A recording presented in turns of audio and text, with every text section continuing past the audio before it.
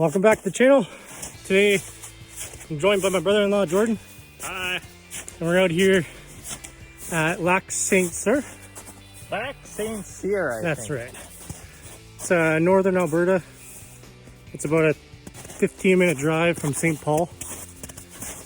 So we were out here this morning, since this is the first time either one of us has ever been in this area. Scoping it out, trying to see if we can find some rabbits.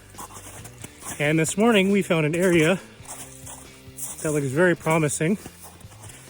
So we're going back to it since we actually got one rabbit this morning. Didn't have the camera out since the last 4 hunts I've done have all been unsuccessful. So I didn't feel like making a video at that time if it wasn't going to be successful. So because we know there's lots of rabbits out here and we found an area where they're going to be at, it's about time to bust out the camera again and show you how some amateur hunters can still catch some rabbits. So about this morning, the first rabbit we saw that got away was a nice white-tailed jackrabbit. Couldn't make it out very clearly behind this tree, so unfortunately I took one shot. It must have missed it because it bolted as soon as the shot was fired, so I tried tracking it as best as I could, but unfortunately we couldn't find it. So we continued onwards, since around here there's been tons of signs. Lots of tracks, lots of poop, lots of evidence of eating. So we're out here again. And the second one was a snowshoe hare, about 2.5, 3 pounds. Because we had to rush out of the bush, we had to get back to the house. I took a very quick shot at it, which unfortunately punctured the intestines. So in the gutting process, the intestines spoiled some of the meat. Thankfully I was able to salvage pretty much everything except I had to throw out the carcass. We couldn't use that to make any stock. And I had to throw out one of the back straps because the shot placement was on the side of the rabbit. So that one side unfortunately went a little rancid. But at the end of the day, we were able to bring it home and we're going to cook that up for supper tomorrow.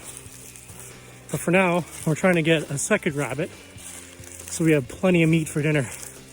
So stay tuned. This time we'll get a video recording of the shot. See you soon.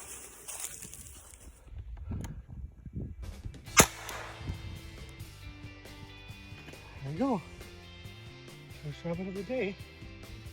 He's brown and he's hiding underneath all those trees there. So I'm just gonna take my safety off and go get him.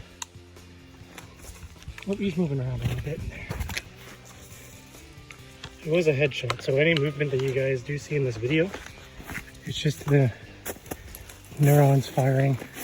He's just underneath these sticks. I was just walking on a trail and he's just hiding underneath all these sticks. Completely hidden. You can start to see him now. You can see his patchy brown and white fur. There he is, just hiding underneath the bushes there. So there we go. Oh, I got him. There we go. You can see that they're starting to transition now. But not too bad. First catch of the day. So gutting process has been done. Guts are on the floor there. And as you can see with the hide, I just put my hide into a Ziploc bag for tanning. And I keep the head for later, so that way I can use the brains from the head to tan the hide. And I should be making a video probably in the month of April or May, showing you guys how I do the tanning process. And I'm probably going to try and tan about 6 hides. So there's the feet. I've been reading online how to turn these feet into like a lucky rabbit's foot bracelet. You just need to have like a mason jar, some borax, and I think it's 70% isopropyl alcohol. And you can basically pickle these feet and then turn them into charms and bracelets.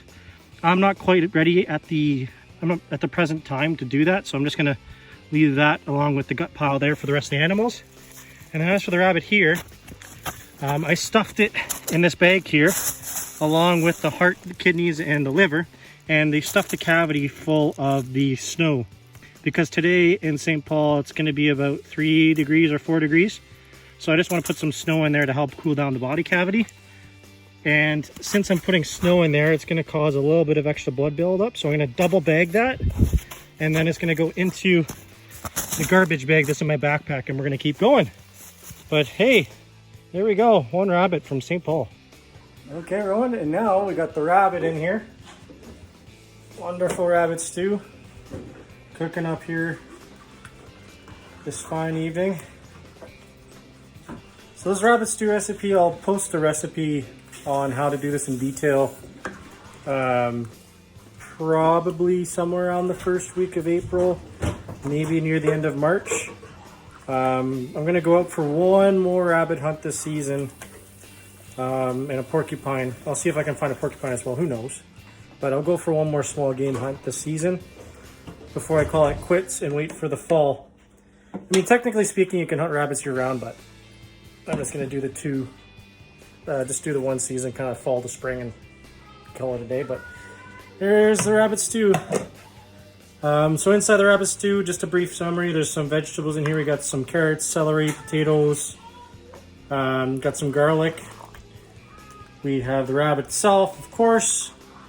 And then to make it nice and thick, you coat the rabbit in a bit of flour, and then you add it in a dark beer. Where's the dark beer? There it is. An Erdiger Weissbier Dunkel. So it had nice richness to the stew. And then I'm at my sister-in-law's place, so they don't have fresh made rabbit stock, but as a good substitute, like I said before, you can add some chicken stock because it works just fine. Rabbit's a bit of a lighter meat anyways, so it combines very nicely with chicken. Not so much with beef, but definitely chicken stock works very nicely. So there you have it, folks. Caught our rabbit, cleaned it up, and now it's going to be dinner for tonight. So stay tuned for more videos in the future.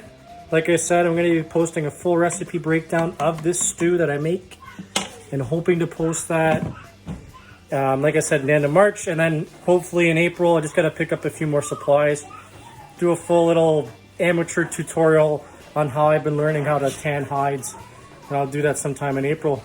So thanks for tuning in, folks. See you next time.